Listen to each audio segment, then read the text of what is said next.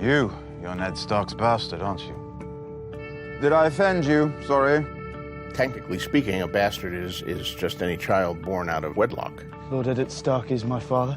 And Lady Stark is not your mother, making you the bastard. Medieval societies, including Westeros, tended to be more religious than our modern society, more superstitious in some ways. They knew nothing about genetics or DNA, but they had their own version of it, which is blood. Blood will tell. I'm just a bastard. The bastard of Robert of the House Baratheon.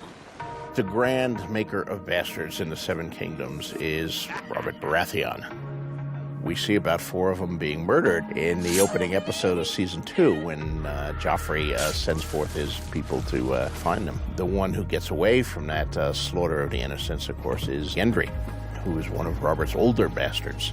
And Gendry looks very much like the young Robert, something that Ned recognizes the minute he lays eyes on Gendry. Find anything? King Robert's bastard son. Westeros, of course, has a very strong class structure. The small folk, as they're called, they probably produce just as many bastards, if not more, as the noble classes, but they don't have any surnames. And here we have Bronn, son of... You wouldn't know him. The noble houses do have their names, and when they produce bastards, they can't have his father's name, so they give him a bastard name. Very simple declarative names that basically tell you this person has noble blood in them, but they're bastard-born. Half Robert, half lowborn. And it differs from region to region. In the north, you have snow. In the Vale of Arryn, it's stone. In the Riverlands, it's rivers. In the Westerlands, it's hill. Iron Islands, it's pike. In the Reach, it's flowers. In the area around King's Landing, the name Waters has been used. In the Stormlands, it's storm. And in Dorne, it's sand. I don't believe you have met Ilaria. This is the Lord Hand, Tywin Lannister, and Cersei Lannister, the Queen Regent. My lady? Can't say I've ever met a sand before.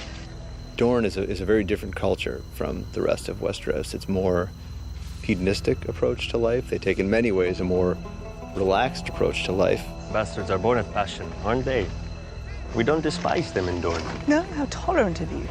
Well, the Dornish have different customs, quite a few different customs, one of which is just that bastards aren't looked down upon in the way that they are in the other 6 kingdoms. People everywhere have their differences. In some places, the highborn frown upon those of low birth. If you're a bastard, you're nothing here.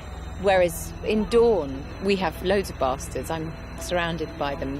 That's my family. I'm one. I have 10,000 brothers and sisters. And I'm not quite sure what to call you. Ilaria works for everyone else. Ilaria Sand might be a bastard, but it's quite permissible for her to be the mother of a prince's babies, and no one really thinks twice about this. What do you do with a bastard child? Every house does something different. Some will raise the bastard child as a member of the family, but the bastard child has no inheritance rights. A bastard boy with nothing to inherit, off to join the ancient order of the Night's Watch. A lot of bastards do gravitate to the wall. Jon Snow is not the only one up there by any means. Well, they're always welcome on the wall. No bastard was ever refused a seat there. Bastards can rise there to officers and command. Some of you bear the names of proud houses.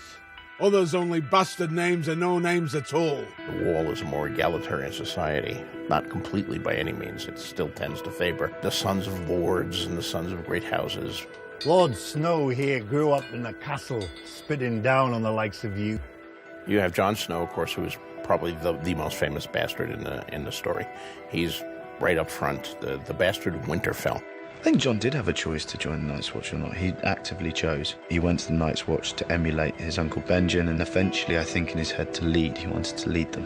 When Jon first came to Castle Black, he was maybe a little bit spoiled. He was a tough kid, and he was a kid who'd never back down from a fight, but at the same time, he grew up in a castle. He grew up with very high-class people, and even if he was a bastard himself, his best friend was Robb Stark, and he was raised by Ned Stark, and he ended up thriving at Castle Black and becoming a leader for the first time.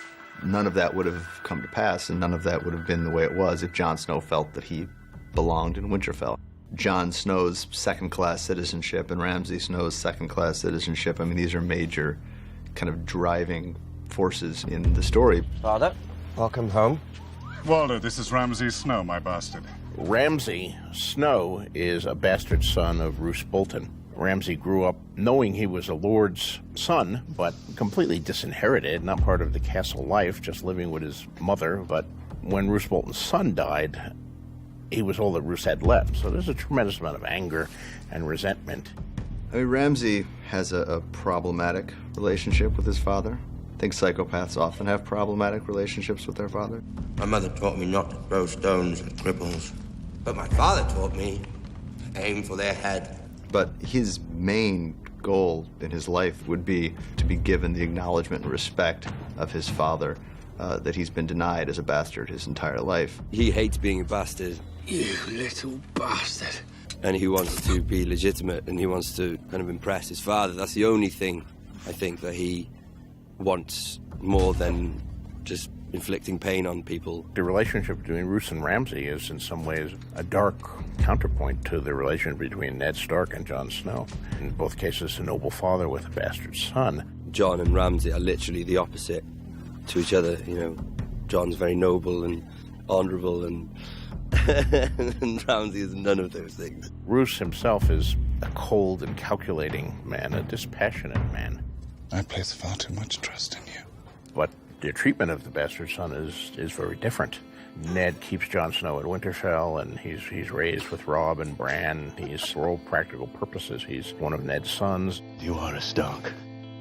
You might not have my name, but you have my blood. Ramsay gets nothing from Roose. The flayed man is on our banners. My banners, not yours.